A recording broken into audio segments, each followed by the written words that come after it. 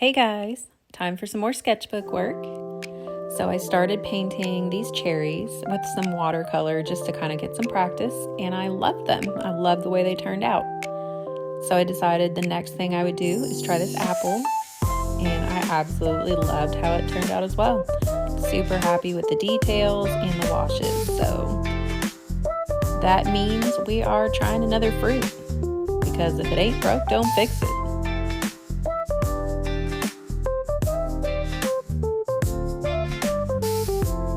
Of course, that means researching, getting some material and some reference photos, and I ended up saving something that I think will work for making this sketchbook page pretty much an entire spread. So I've got 3 fruits to go. First one up is a strawberry. I'm sorry, that is not a strawberry. It is a raspberry, and we are going to paint it first.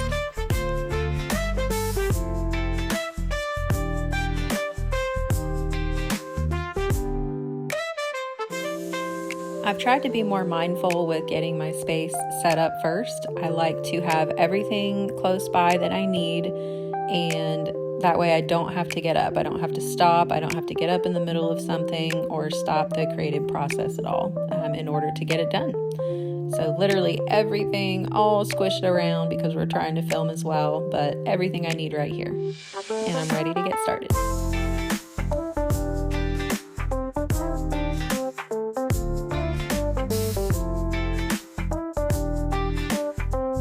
First thing I do is in graphite, just some pencil. I basically sketch out the shapes of what I'm doing, and there is a little friend, and it's a red bug. How adorable.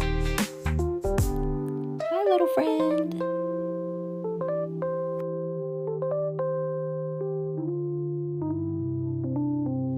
The thing I love about ladybugs and lightning bugs are that they are extremely predictable, where if you hold them up at an angle and they know they can't go any higher, they decide it's time to leave you alone.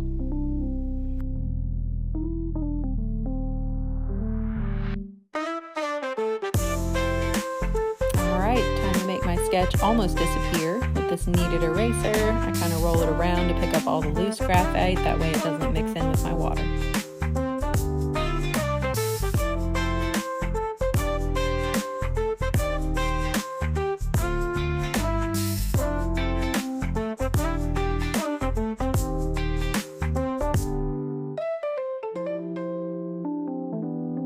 I started in with a kind of a berry colored red, but I also wanted to capture the fact that the left raspberry is in more light and seems to be more warm tone, where the right one is more purpley and darker red.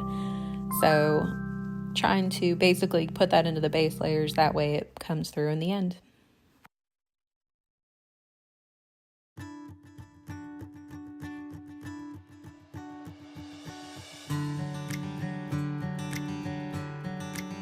I knew the raspberry was going to be difficult because look at all of the highlights and the lowlights and the bumps, and my gosh, like, I'm probably going to do this again because I did make several mistakes, but I'm still happy with the end result. And even if we're not happy with it, we're going to post it because we are learning as we go.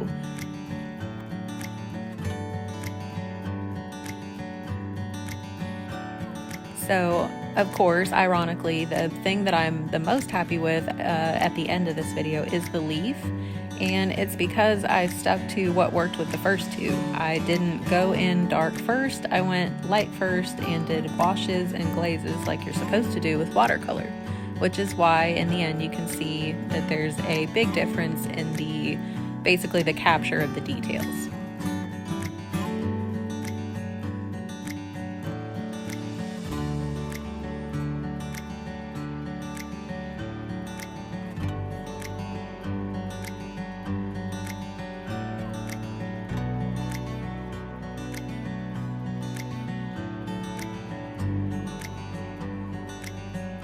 Also, red and green are complementary colors, so I was getting a little bit to the point on this page where I was like, okay, we need to get some splashes of other color in there just to mix it up a little bit, and then that reference picture having that leaf with the bright green and the little bit of shadow ended up just being perfect.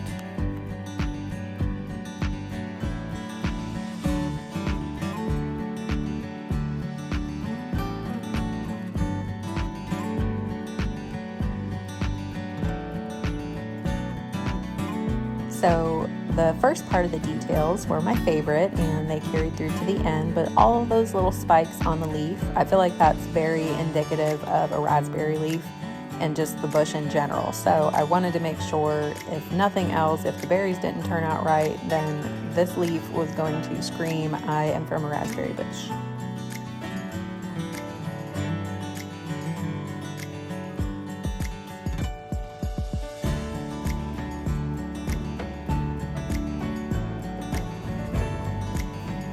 So yep, just basically getting in the shading done, and then now it is time for all those little spikes. And I'm obviously not going to do each individual one, that's too much detail for a sketch, but basically trying to get the middle ground, somewhere in the middle. Either you can tell that there's a spike there and there's just enough on the tip of the leaves that you can pick it out from afar, but you're not spending hours and hours on the detail, because this is a sketchbook and obviously a watercolor study, not a finished work. So I feel like, again, I was super happy with the way the leaf ended up turning out, and it really kind of tied everything together. And this is the beginning of the ugly stage, and if you know, you know. So just keep watching. I promise it gets better.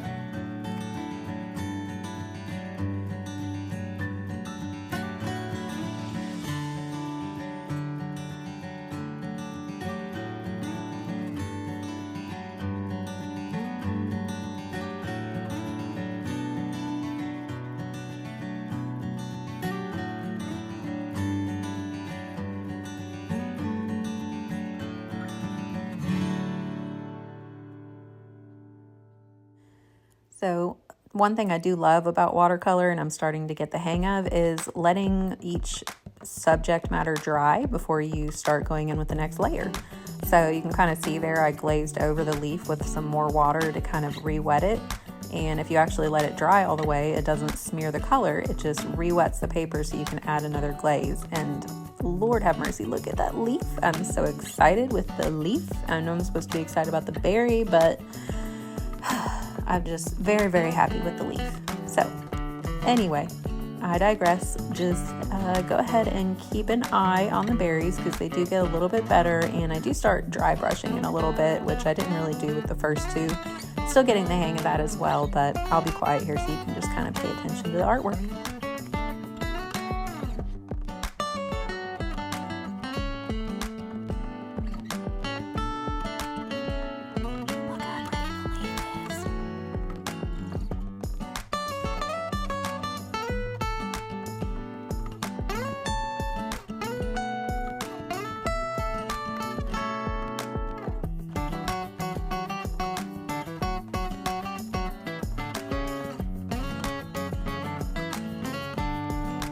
See, what did I tell you? It's starting to come together.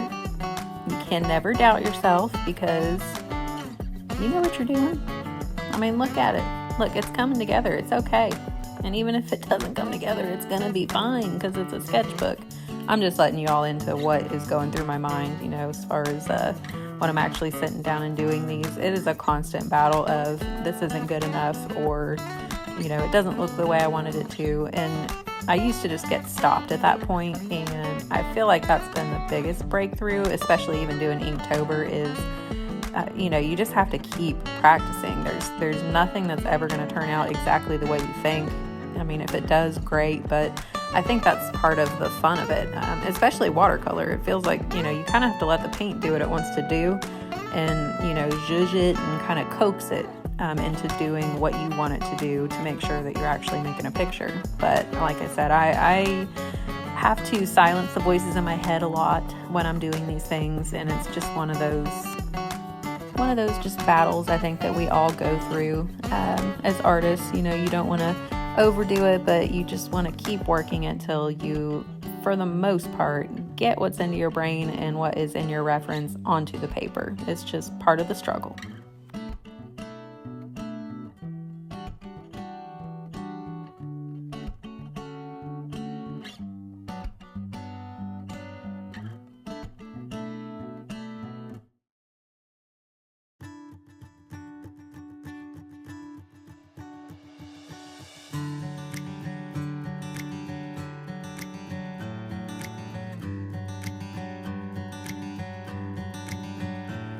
So, positives, I think that I did a good job with the contrast. I think that you can tell that these are 2 raspberries and that it is a raspberry leaf behind the 2 raspberries. And I think you can tell that they are juicy and red, and they belong on this red fruit page in my sketchbook.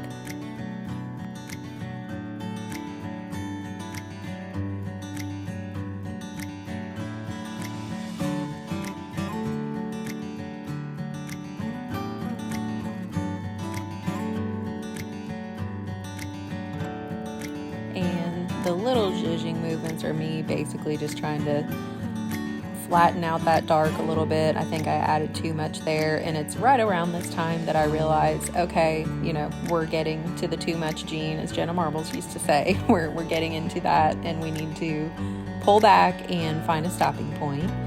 And I do one more quick wash because I wasn't super happy with, the basic color of each berry, but I also realized at this point that the reason the leaf looks so much better and even, and the details are there, is because I started the correct way and I followed the process that I did. With the berries, I kind of started dark, not really dark, but I definitely started at least mid-tone, and you just can't do that with watercolor. You have to start light. So I am happy that I learned that, and I am definitely going to carry that on into the next one. And honestly, I think I'm going to do another raspberry painting at some point because it's very interesting how it turned out. And even not, in my opinion, doing it as well as I wanted to do it, I'm still super happy with it. I think it looks great on the page.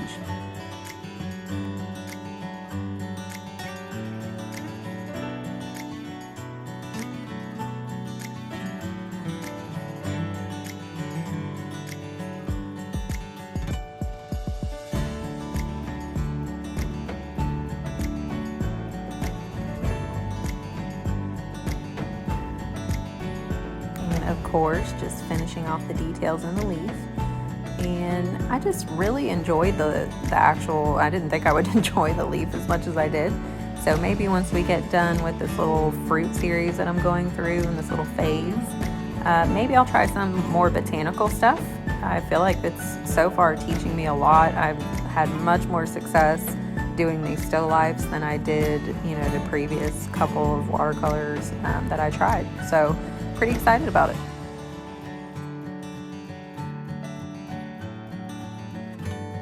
There's my too much gene again, just coming in just for one more little bit of stroke, just to try to make it look like it's, not getting overworked. And right there, I can see that spot, not darkening, knowing that I'm overworking it. So time to pull back.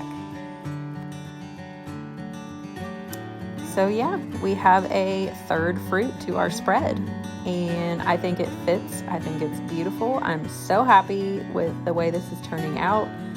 Ooh, just look at them. I'm very, very happy with the highlights. All right, just a little bit of my So Professional palette. And again, thanks for watching. I'm going to add 2 more fruits to the top of this for the red category, and then I think we're gonna move on to a different color. But if you've watched this far, thank you so much, and come back for the next one.